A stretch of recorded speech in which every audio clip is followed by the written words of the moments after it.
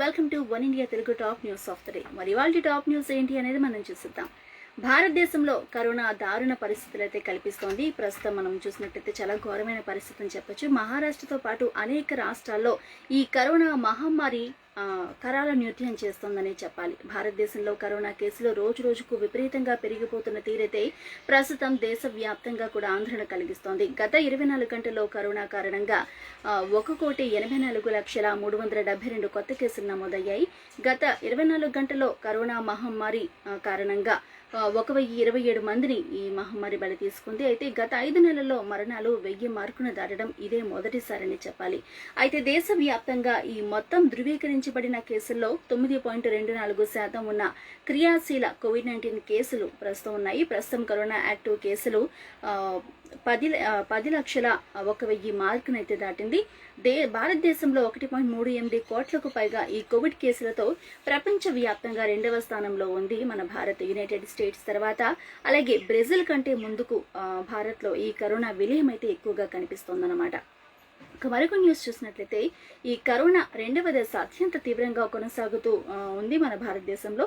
అయితే ఈ సమయంలో కేంద్ర ఆర్థిక మంత్రి నిర్మలా సీతారామన్ దేశవ్యాప్త లాక్డౌన్ విషయంలో ఒక కీలక వ్యాఖ్యలు చేశారన్నమాట. కరోనా వ్యాప్తిని అడ్డుకునే చర్యల్లో భాగంగా స్థానిక నియంత్రణను మాత్రమే ఆశ్రయిస్తున్నామని పేర్కొన్న నిర్మలా సీతారామన్ కేంద్రం దేశవ్యాప్త లాక్డౌన్ పెట్టబోతున్న కూడా స్పష్టం చేశారు. దేశవ్యాప్త లాక్డౌన్ విధిస్తే తట్టుకోలేని ఆర్థిక సంక్షోభం అనేది ఏర్పడుతుందని, దేశాన్ని ఆర్థిక సంక్షోభంలోకి నెట్టడం తమకు అసలు ఇష్టం లేదని ఆర్థిక శాఖ మంత్రి నిర్మలా సీతారామన్ చెప్తున్నారు. అయితే ప్రపంచ బ్యాంక్ గ్రూప్ ప్రెసిడెంట్ డేవిడ్ మాల్పాస్తో జరిగిన వర్చువల్ సమావేశంలో అభివృద్ధికి, ఆర్థిక లభ్యతను పెంచడానికి, భారతదేశానికి రుణ సామర్థ్యాన్ని పెంచడానికి ప్రపంచ బ్యాంకు చేపట్టిన చర్యలను సీతారామన్ ప్రశంసించడం జరిగింది. కరోనా కట్టడికి 5 స్తంభాల వ్యూహంతో ముందుకు వెళ్తున్నామని కూడా నిర్మలా సీతారామన్ పేర్కొనడం జరిగిందన్నమాట. మరొక న్యూస్ చూస్తే 2011లో జపాన్ను తాకిన భారీ సునామీ జ్ఞాపకాలు ఆ దేశంతో పాటు ప్రపంచాన్ని కూడా ఇప్పటికీ పట్టి పీడిస్తూనే ఉన్నాయి. అయితే అప్పటి సునామీ సమయంలో నిండా మునిగిన ఫుకుషిమా అణు విద్యుత్ ప్లాంట్ను తలుచుకుంటే ఇప్పటికీ కూడా ఒళ్ళు గుగురు పుడిచేలా ఉంటుందన్నమాట. అయితే ఈ సునామీ వచ్చి 10 ఏళ్లు ముగిశాక ఇప్పుడు జపాన్ ప్రభుత్వం ఈ ప్లాంట్లోని ట్యాంకుల్లో చేరిన సునామీ నీటిని సముద్రంలోకి శుద్ధి చేసి వదలాలని కూడా సంచలన నిర్ణయం తీసుకుంది. అయితే ఈ నిర్ణయంపై ప్రపంచ దేశాల నుంచి విమర్శలు కూడా వెల్లువెత్తుతున్నాయి. 2011లో భారీ సునామీ కారణంగా జపాన్లోని ఫుకుషిమాలో ఉన్న అణు విద్యుత్ ప్లాంట్లోకి చేరిన నీటిని ఇప్పటివరకు కూడా బయటకు తీయలేని పరిస్థితి ఏర్పడింది. తాజాగా ఆ నీటిని శుద్ధి చేసి సముద్రంలోకి వదిలిపెట్టాలని జపాన్ సర్కారు కీలక నిర్ణయం తీసుకుంది. అయితే ఈ ప్లాంట్ను పునరుద్ధరించే ప్రక్రియలో భాగంగా తీసుకున్న ఈ నిర్ణయం ఇప్పుడు ప్రపంచ దేశాల నుంచి విమర్శలకు కారణమవుతోందన్నమాట. వాస్తవానికి ఈ ప్రక్రియ అనేది ఎప్పుడో మొదలు కావాల్సి ఉన్నా కూడా కొన్ని వివాదాలు, అంతర్జాతీయ అణు విద్యుత్ సంస్థ అనుమతుల కారణంగా ఆ తీవ్ర జాప్యం చోటు చేసుకుంది ఈ వివాదం మధ్యలో. అయితే ఇప్పుడు జపాన్ తీసుకునే నిర్ణయంపై ప్రస్తుతం సర్వత్రా చర్చ జరుగుతోందన్నమాట. మరొక న్యూస్ ఏంటంటే ఈ కరోనా వైరస్ ఆవిర్భావంపై ఇప్పటికీ కూడా గందరగోళం వేయలేదు. దీనికి ఊతమిచ్చే విధంగా ప్రపంచ ఆరోగ్య సంస్థ మాట్లాడుతోంది. మహమ్మారి అంతానికి ఇంకా చాలా దూరం ప్రయాణించాల్సి ఉందని కూడా ప్రపంచ ఆరోగ్య సంస్థ డైరెక్టర్ జనరల్ టెడ్రోస్ అధానం తెలిపారు. పటిష్టమైన వైద్య ఆరోగ్య చర్యల ద్వారా కొన్ని నెలల వ్యవధిలో దీన్ని నియంత్రించగలమని ఆయన పేర్కొనడం జరిగింది. ఈ ఏడాది తొలి 2 నెలల గణాంకాలు మనం చూసినట్లయితే మరణాలు, కొత్త కేసులు భారీగా తగ్గుముఖం పట్టాయని కూడా తెలిపారు. దీంతో వైరస్ను నియంత్రించగలమని, వేరియంట్లను అడ్డుకోగలమన్న విషయం స్పష్టమైందన్నారు. అయితే గత 7 వారాలుగా కేసులు క్రమంగా పెరుగుతున్నాయని టెడ్రోస్ చెప్పడం జరిగింది. ప్రస్తుతం కీలక దశలో ఉన్నామని కూడా ఆయన పేర్కొన్నారు. గత వారంలో కేసుల సంఖ్యలో 9%, మరణాల్లో 5% వృద్ధి నమోదైందని కూడా తెలిపారు.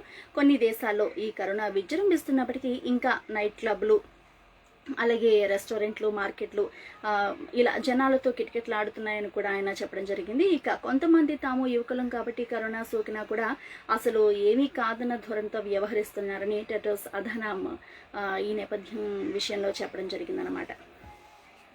So be careful guys. Corona ఇప్పుడు ఇంకా ఫాస్ట్గా అందరికీ స్ప్రెడ్ అవుతుంది కాబట్టి మన సేఫ్టీలో మనం ఉండడం ఇంపార్టెంట్. సో తప్పనిసరిగా మాస్క్ వేసుకోండి అండ్ ప్రతిసారి హ్యాండ్స్ శానిటైజ్ చేసుకుంటూ మన సేఫ్టీ ప్రికాషన్స్ మనం పాటిద్దాం. మరొక న్యూస్ చూస్తే గత 2-3 రోజుల నుంచి కూడా వాతావరణంలో చాలా మార్పు కనిపిస్తోంది.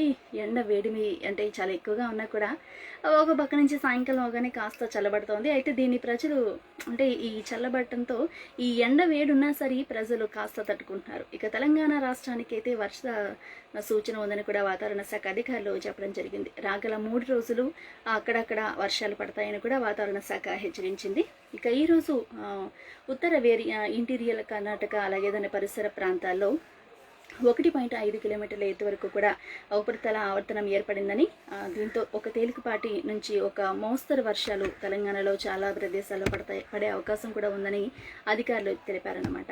ఇక గత 2 రోజులుగా దేశవ్యాప్తంగా పలు రాష్ట్రాల్లో ఈ వర్షం కురుస్తోంది చాలా చోట్ల. అయితే వేసవి తాపంతో అల్లాడుతున్న ప్రజలకు ఇది కాస్త ఉపశమనం కలిగించినా కూడా ఐపీఎల్ ఫ్యాన్స్కి, క్రికెట్ ఫ్యాన్స్కి మాత్రం ఇది కాస్త నిరాశ కలిగించే అంశం అనే చెప్పాలి. ఐపీఎల్ 2021లో భాగంగా చెన్నైలోని చెపాక్ మైదానంలో ఈరోజు రాత్రి సన్ రైజర్స్ హైదరాబాద్ అలాగే రాయల్ ఛాలెంజర్స్ బెంగళూరు జట్ల మధ్య ఈరోజు మ్యాచ్ జరగనుంది. అయితే మ్యాచ్ జరగనున్న చెన్నై నగరంలోని పలు చోట్ల వర్షం కురుస్తుండడంతో హైదరాబాద్ వర్సెస్ ఆర్సీబీ మ్యాచ్ జరగడం పైన అనుమానాలు కలుగుతున్నాయి. అయితే కురిసేది కాస్త చిన్న జల్లులే కాబట్టి మ్యాచ్ ఆరంభ సమయానికి కాస్త వరుణుడు కనుక కరుణిస్తే మ్యాచ్ సజావుగా సాగుతుంది.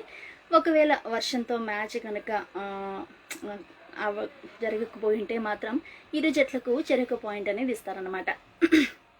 ఇక ఇదిలా ఉంటే చెన్నైలోని చెపాక్ పిచ్ మామూలుగానే స్పిన్నర్లకు బాగా కన్వీనియంట్గా ఉంటుంది. గత రాత్రి కోల్కతా నైట్ రైడర్స్ అలాగే ముంబై ఇండియన్స్ జట్ల మధ్య జరిగిన మ్యాచ్లో అయితే స్పిన్నర్లే బాగా రాణించారు. అయితే ఈరోజు కూడా స్పిన్నర్లకు అధిక ప్రాధాన్యత ఉండనుందనే చెప్పాలి.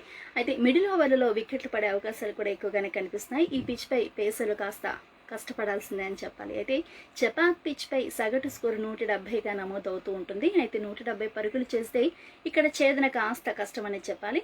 అయితే ఐపీఎల్ టోర్నీలో బెంగళూరుపై హైదరాబాద్ పై చేయి సాధిస్తోంది.